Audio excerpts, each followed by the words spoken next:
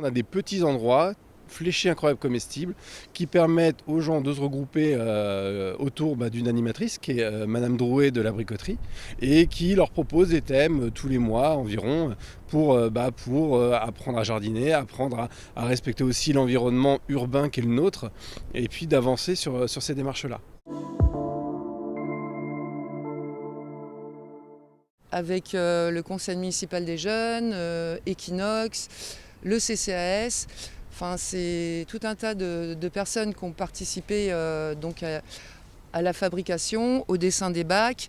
Et du coup, on les met en permaculture, on associe les plantes.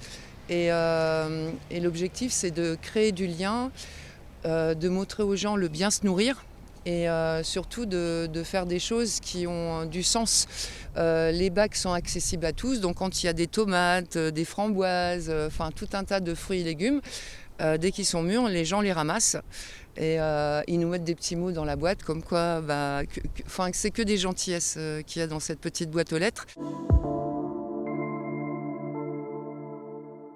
Il vient qui veut. Il y a pas. Alors, mis à part le contexte qu'on a eu qui nous a imposé des jauges, en fait, on ne ferme pas. On a des gens des communes à côté, on a des habitants, on a des résidents saisonniers, on va dire, des gens qui sont là de passage. Et en fait, c'est un peu la diversité qui se retrouve, la diversité de la population en fait qui se retrouve autour de cet atelier.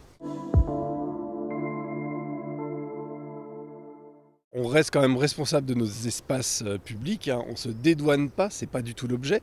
L'objet, c'est de proposer en fait un site un peu particulier où les gens peuvent venir effectivement planter, récolter, entretenir. Donc il y a des gens qui viennent entretenir ces espaces-là. D'ailleurs, si on le fait, on se fait rappeler à l'ordre souvent. Mais ça ne veut pas dire qu'on n'a pas une surveillance pour qu'ils se maintiennent.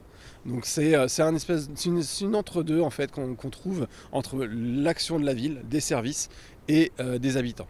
Et ça s'entend très bien. Saint-Gilles-Croix-de-Vie, c'est 60% d'urbanisation au moins, d'une et plage comprise. Donc c'est très dense, très minéral, et on essaye vraiment de remettre en avant nos espaces, nos réservoirs de biodiversité, comme on les appelle, qui sont tous nos espaces verts, tous nos espaces encore naturels. Et c'est vrai que ça met le doigt dessus, et ça permet aux habitants de vraiment se les approprier, les connaître aussi, et de venir mettre la main à la pâte. C'est l'action collective aussi qui est intéressante, c'est le fait de faire.